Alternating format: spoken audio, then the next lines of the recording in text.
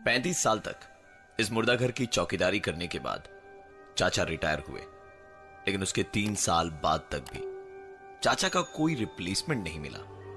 बहुत मुश्किल के बाद एक लड़का मिला, नाम दिलीप, जो तैयार हुआ इस मुर्दा घर की चौकीदारी करने के लिए। जॉब हैंडओवर करते वक्त चाचा ने उससे कहा कि यहां जो दिखाई और सुनाई देता है वो सच नहीं है। अंदर से कई तरह की आवाजें सुनाई दे सकती है, पर तुम बस अपना काम करते जाना और इनकी तरफ ध्यान बिल्कुल मत देना। आज काम पर दिलीप की पहली रात थी। रात करीबन 2 बजे तक वो जाग रहा था और उसके बाद उसे नींद आने लगी। आधी नींद में उसने एक आवाज सुनी। आंख खुली तो चारों तरफ सन्नाटा था। आधी नींद में उसने वो आवाज सुनी थी, इसलिए अपना वहम मानकर वो वापस सोने की कोशिश कर ही रहा था कि वो आवाज दोबारा उसने सुनी। आवाज मुर्दा घर के अंदर से आई थी। हिम्मत कर उसने मुर्दा घर का दरवाजा खोला। अंदर एसी चल रहा था, पूरा माहौल शांत था। दबे कदमों से वो अंदर की ओर बढ़ रहा था कि तभी उसकी नजर एक खुले ड्रॉर पर पड़ी। आगे बढ़कर देखा तो ड्रॉर में एक लाश पड़ी थी। पहले तो वो डर गया, लेकिन फिर उसे लगा कि मुर्दा घर में तो लाशें ही होंगी, सो इसमें घबराने की कोई बात नहीं। उसने ड्रॉर बंद किया और मुर्दे घर का दरवाजा बंद करके बाहर बैठा ही था कि उसके फोन पर एक आवाज हुई। देखा तो फोन में बैटरी नहीं के बराबर ही थी। उसने अपने बैग से चार्जर निकाला और सीधा मॉर्ग के अंदर घुस गया, क्योंकि चार्जिंग पॉइंट सिर्फ वहीं था। दिलीप अपने फोन को चार्ज पर लगाकर दरवाजे की तरफ आगे बढ़ ही रहा था कि चार्ज पर लगा उसका फोन अचानक से बज उठा। फोन उठाया तो दूसरी तरफ से आवाज आई, एक कंबल दे देना। और उसके बाद फोन डिस्कनेक्ट हो गया। दिलीप ने जब उस नंबर पर फोन किया तो उसे अपनी आंखों और कानों पर यकीन नहीं हो रहा था, क्योंकि वो मुर्दा घर के अंदर रखे हुए लैंडफोन का नंबर था। और सोचने वाली बात यह है कि उस समय उसके अलावा अगल बगल और कोई नहीं था। वो तुरंत दरवाजे के बाहर भागा और दरवाजा बंद करते वक्त न जाने उसे क्या सूझी कि उसने अपनी कंबल मॉर्ग के अंदर फेंक दी। पूरी रात इसके बाद और कोई घटना नहीं घटी। सुबह जब उसने दरवाजा खोला तो कंबल दरवाजे के ठीक सामने ही पड़ी थी, पर वैसे नहीं जैसे उसने कल रात को फेंकी थी। कंबल समेट कर रखी हुई थी। अगली रात दिलीप जब काम पर गया तो उसने दरवाजा खोलकर कंबल अंदर फेंक दी और सोने चला गया। यह उसका डेली का रूटीन बन गया था। यहां काम करते हुए उसे करीबन 2 महीने हो गए थे। आज की रात उसने फिर से वही आवाज सुनी जो उसने पहले दिन सुनी थी। दरवाजा खोलकर उसने अंदर कदम रखा। सामने एक ड्रॉर खुला पड़ा था।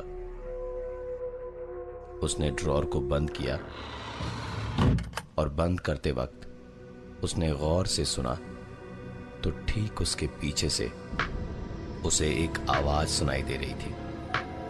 वो आवाज सुनकर लग रहा था जैसे कोई वॉकिंग स्टिक को लेकर चल रहा हो। ये आवाज एकाएक बंद हुई और शुरू हुई दूसरी एक आवाज।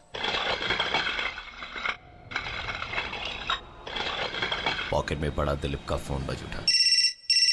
नंबर मॉर्ग का ही था। उठाने पर दूसरी तरफ से आवाज आई, थोड़ा पानी भी दे दो। चाचा के रिटायरमेंट के बाद मुर्दे घर की चौकीदारी की जिम्मेदारी दिलीप को मिली। चाचा ने जॉब हैंडओवर करते वक्त कहा था कि यहां जो सुनाई और दिखाई देता है वो सच नहीं है। वहां काम करने के पहले दिन से ही दिलीप जैसे किसी न दिखाई देने वाली ताकत का गुलाम बन गया था और हर रात सोने से पहले मुर्दा घर के अंदर कंबल और पानी रख देता। सुबह दरवाजा खोलने पर पानी की बोतल आधी खाली मिलती और कंबल तह किया हुआ मिलता। यह सिलसिला करीबन 5-6 महीने तक ऐसे ही चलता रहा, लेकिन पिछले 1 हफ्ते से कंबल और पानी की बोतल वैसे के वैसे मिलती जैसे रखी जाती थी। दिलीप को लगा कि अंदर जो कोई भी था अब वो वहां नहीं है, इसलिए एक दिन कंबल और पानी की बोतल रखे बिना ही वो सोने चला गया। सुबह आंख खुली तो देखा मोबाइल पर 15 मिस्ड कॉल्स पड़े थे उसके घर से। कॉल बैक किया तो बीवी ने रोते रोते बताया कि बच्चे की तबीयत कल रात से बहुत खराब है। दिलीप दौड़ा दौड़ा घर गया तो बच्चे की हालत वाकई में बहुत ज्यादा खराब थी। वो कमरे में अपने बेटे के बगल में बैठा ही था कि उसने किचन से आती हुई एक जानी पहचानी आवाज सुनी। दौड़कर किचन में गया तो समझ में आया कि यह आवाज सिलेंडर से आई थी। इससे पहले कि वो कुछ रिएक्ट कर पाता, पॉकेट में पड़ा उसका फोन बजने लगा। नंबर उसी मॉर्ग के लैंडलाइन का था। फोन उठाया तो आवाज आई, मैं यही हूं। उसे समझ आ गया था कि दिलीप से गलती हुई है। वो दौड़ता हुआ मॉर्ग पहुंचा और पुराने रजिस्टर से उसके पहले यहां काम करने वाले चाचा का नंबर निकाला और उनको फोन लगाया।